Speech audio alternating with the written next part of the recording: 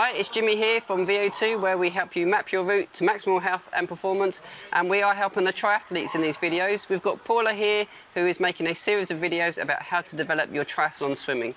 Hope you enjoy. Hi, this is Paula at VO2.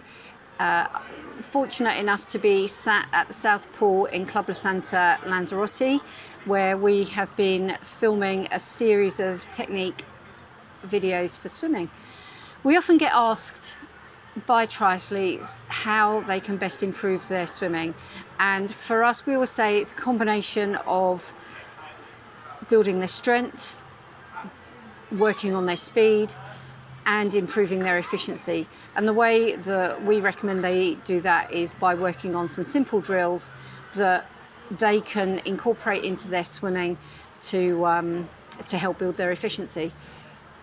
We have found that the drills that we filmed here at La Santa are the drills that have worked for a decade or more with our swimmers, and we hope you enjoy the videos. So here we have an underwater view of me swimming front crawl. As you can see, the body position is just below or around the water line, which is where we want it to be. And you can see that my body is rotating from side to side through about 45 to 60 degrees. So the reason we want to rotate in the water is to streamline the body to reduce drag. And drag is the resistances in the water that stop us being sort of propelled forward. So form drag is the drag that our body shape produces, and to reduce that we need to rotate to get into the most streamlined position. Wave drag can be formed by lifting the head or sideways kicking or scissor kicking, so we want to keep the head movement and scissor kicking to the minimum. So I'm just going to talk through the phases of the stroke.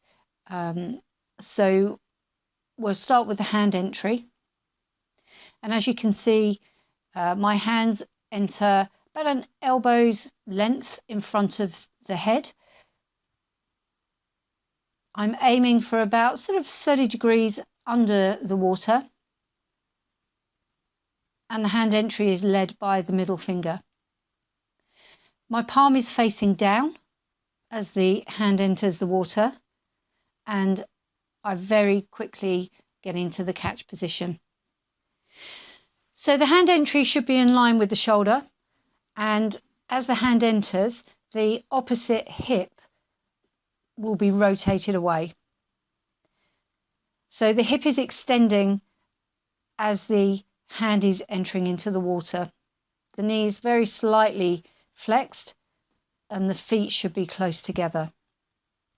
So as we get into the catch position, the elbow is starting to flex and the hand should be angled with the fingers or the fingertips pointing downwards. So we shouldn't be bending the wrist at this point. The whole arm, forearm, should be used as your paddle. So then we get into the next phase, which is the push, the pull and the push phase, where the trunk is rotating towards the pull arm. The head should be kept neutral at this point, and the elbow is staying above the hand. So the fingers are pointing downwards and the palm of the hand pushes back and the hand pushes towards the hips.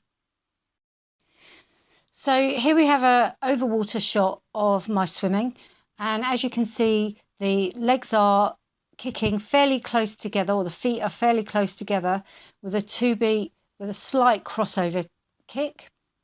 The head is kept neutral and still until I take a turn to breathe in, and I actually lift my head slightly before I turn to inhale, which is probably an open water swimming habit that I've developed. You can see I inhale into the space made by the bow wave, and my head is back in the water ahead of the recovery arm re-entering the water.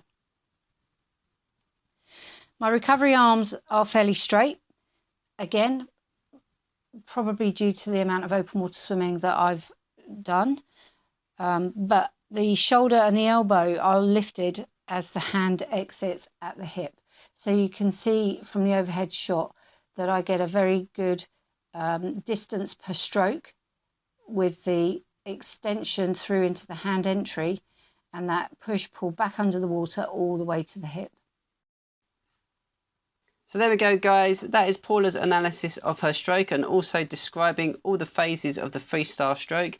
In our next videos, we're going to show you drills that you can do to develop and improve each phase of your stroke. Don't forget, we publish our videos every Wednesday.